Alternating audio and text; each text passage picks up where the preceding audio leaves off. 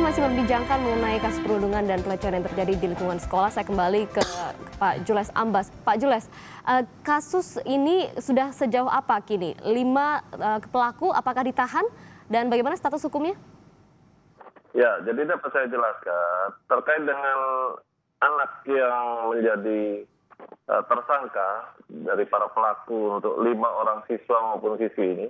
Sampai saat ini kami tidak melakukan penahanan. Dalam hal ini penyidik Polres Bola Mongondo belum melakukan penahanan. Dengan alasan karena para pelaku mendapat jaminan dari orang tua masing-masing. Di samping itu usia sekolah dari para pelaku. Sehingga para penyidik hanya mengharapkan pemeriksaan awal kepada para pelaku. Namun kami jamin bahwa untuk penanganan kasus ini terhadap kelima pelaku akan tetap berproses lanjut. Ya. Demikian Mbak Glory. Seperti apa langkah hukum yang akan nanti dilanjutkan Pak untuk kelima pelaku ini dan juga keluarga korban? Tentunya kesepakatan seperti apa yang sudah dibicarakan? Sejauh ini kami sudah menerima jaminan dari pihak orang tua. Jadi terhadap 5 pelaku ini kami tentunya wajib lapor begitu Pak? Melakukan penahanan. Ya, tentunya wajib lapor kami kenakan setiap hari Mbak. Jadi setiap hari kelima pelaku juga diwajibkan untuk wajib lapor di Polsek Bola. Untuk peningkatan antisipasi kegiatan perundungan serupa bisa terjadi juga di lingkungan sekolah lainnya, apakah sudah juga ada upaya untuk pengetatan mungkin pengawasan dari pihak sekolah Pak setelah kasus ini di Sulawesi Utara?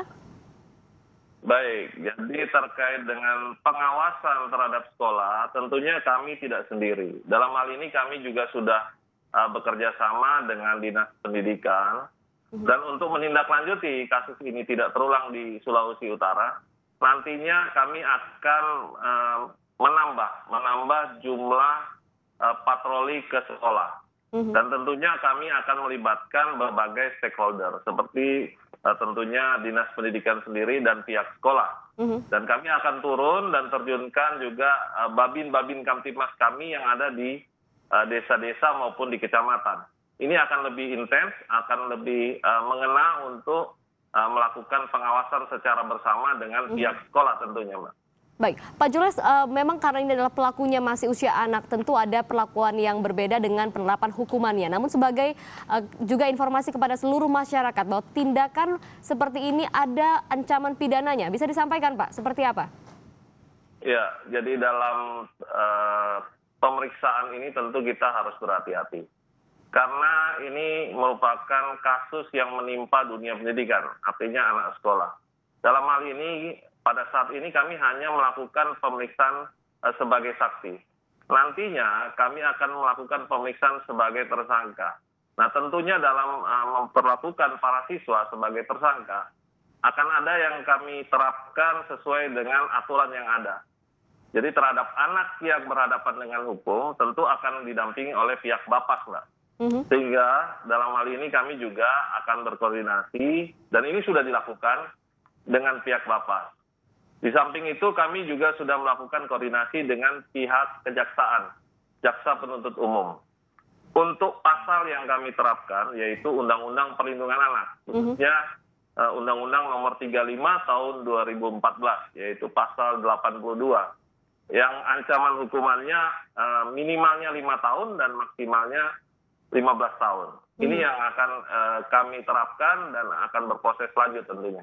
Baik, terima kasih Kombes Pol Jules Ambas sudah bergabung di Sapa Indonesia pagi hari ini. Kami kembali dengan perbincangan di studio. Pak Susanto, dalam hal ada hukuman yang harus memberikan efek jera, namun ada juga pembinaan yang harus dilakukan baik kepada korban maupun juga pelaku.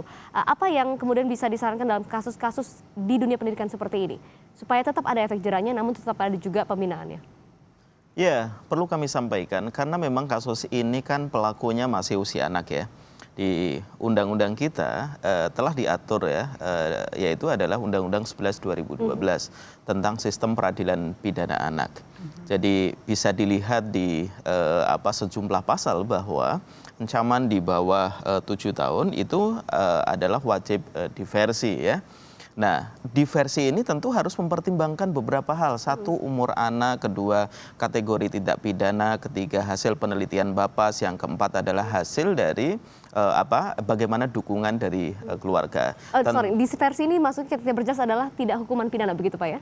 Ya, karena kenapa? Karena pemidanaan itu sebenarnya pertama adalah pilihan terakhir, yang kedua pemidanaan itu bukan solusi terbaik bagi usia tumbuh kembang seperti itu. Kasus-kasus seperti apa yang bisa didisversikan? Kalau pembunuhan, kalau kemudian pemerkosaan itu apakah termasuk juga atau yang pelecehan perundungan saja atau seperti apa? Ya, sebenarnya tidak bisa dikategorikan dalam konteks case per case, tetapi kita lihat sebenarnya persangkaannya sebenarnya berapa. Makanya disebut di norma kita adalah kategori tindak pidananya seperti apa. Tentu kita lihat juga.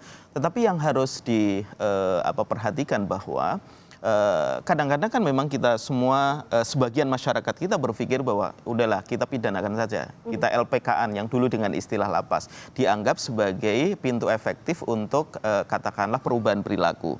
Perubahan perilaku itu belum tentu terjadi, kemudian itu bagian dari rehab yang terbaik kalau kemudian anak-anak kita kemudian katakanlah dipidanakan dan di LPK-kan. Kenapa? Pendekatan, model bimbingan, model pembinaan di LPKA secara umum itu sebenarnya juga generalis gitu ya. Anak pelaku pencurian, anak pelaku seperti ini pelecehan, kemudian anak yang diduga sebagai pelaku kejahatan lain misalnya, itu seringkali pembinaannya sama.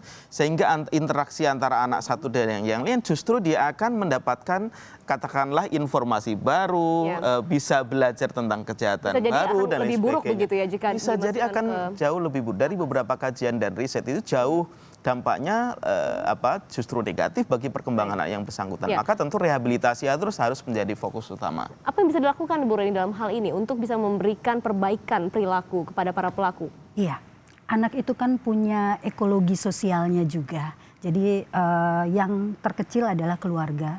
Tentunya kita juga tidak bisa melepas ya peran keluarga untuk perkembangan anak, apalagi untuk usia-usia yang masih belum dianggap dewasa secara hukum. Jadi keluarga juga harus hadir untuk perkembangan anak, memberikan contoh yang teladan.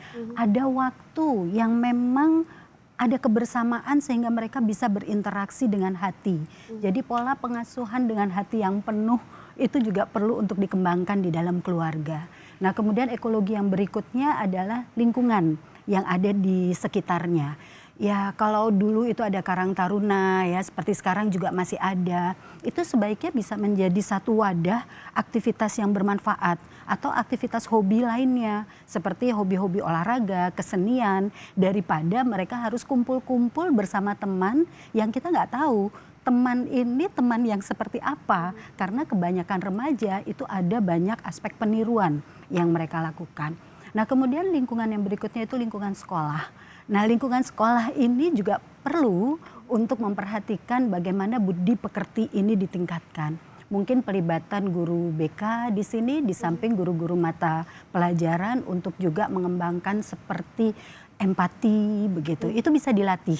Anak-anak itu bisa dilatih dengan metode tertentu untuk mengembangkan rasa empatinya, kepeduliannya, bagaimana dia bisa merasakan orang lain kalau saya yang menjadi dirinya, atau belajar untuk bagaimana menumpahkan apa yang menjadi unek-unek baik itu pikiran atau perasaannya. Itu juga penting di samping keluarga, masyarakat, juga sekolah, dan lingkungan yang terbesar adalah regulasi.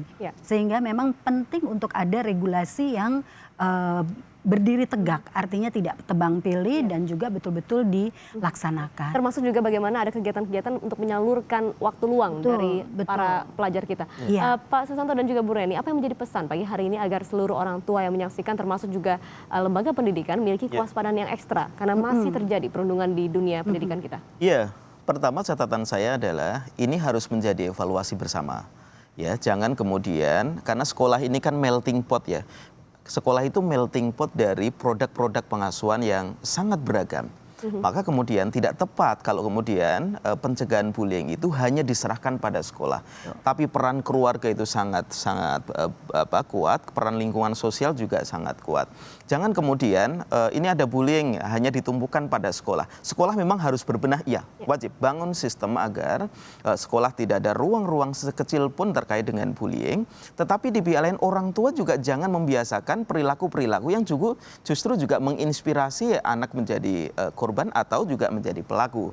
Memilihkan katakanlah media tontonan, memilihkan acara TV, memilihkan katakanlah permainan baik online maupun offline, itu baik langsung maupun tidak langsung juga menginspirasi anak melakukan tindakan bullying. Ini hemat kami memang penting, peran-peran itu harus terus dilakukan. Baik, Bu Reni? Ya, tadi sudah banyak disampaikan oleh Pak Santo.